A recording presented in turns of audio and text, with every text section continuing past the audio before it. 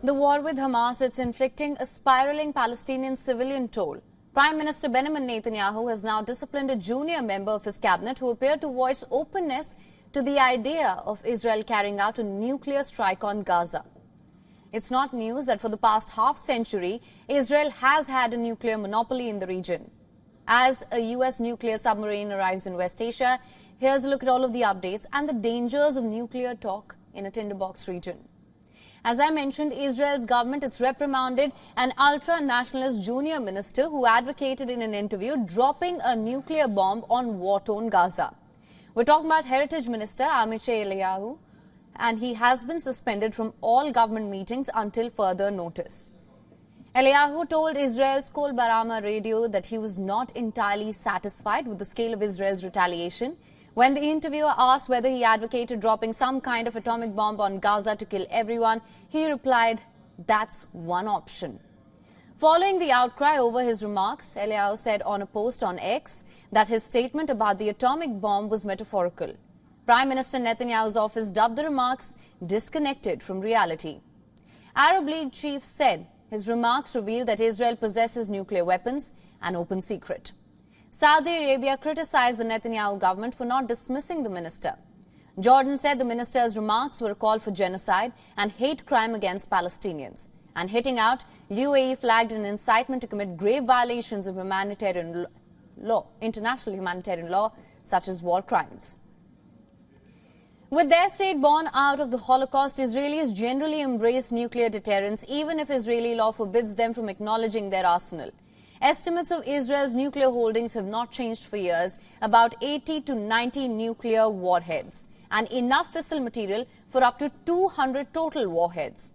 Israel has a triad of delivery options via F-15, F-16, Jericho missiles and Dolphin-class submarines purchased from Germany and retrofitted to be nuclear capable. Israel's nuclear program was born of proliferation.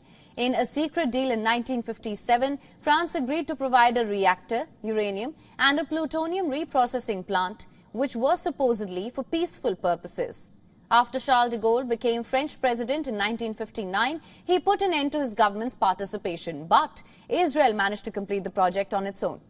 While the United States did not assist Israel's nuclear program, it did acquiesce to it. President John F. Kennedy forced Israel to accept U.S. inspections at Dimona, but without instruments or sampling allowed. Lyndon Johnson was less firm about non-proliferation and accepted Israel's vague assertion that it would not be the first to introduce nuclear weapons to West Asia.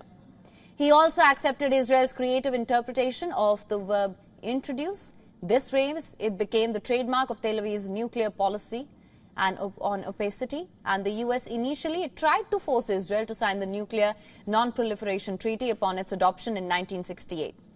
The next year, Israeli Prime Minister Meir and President Richard Nixon reached a secret agreement, marking a de facto end to U.S. pressure. Nixon agreed that Israeli bomb would be tolerated as long as Israel did not publicly acknowledge having it. All Israeli and U.S. administrations have since adhered to this understanding.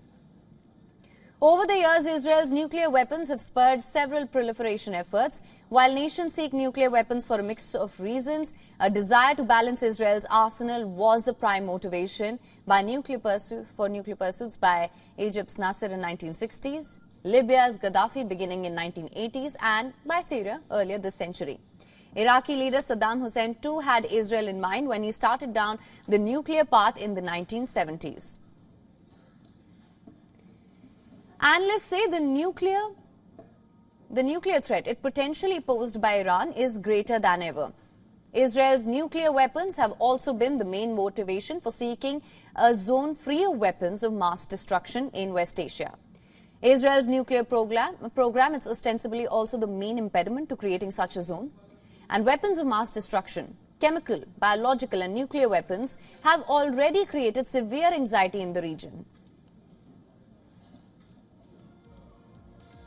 Now, WMDs in the form of chemical weapons already have been used in the region. The use of chemical weapons demonstrates a willingness to cross thresholds that in other geographical areas are deemed taboo.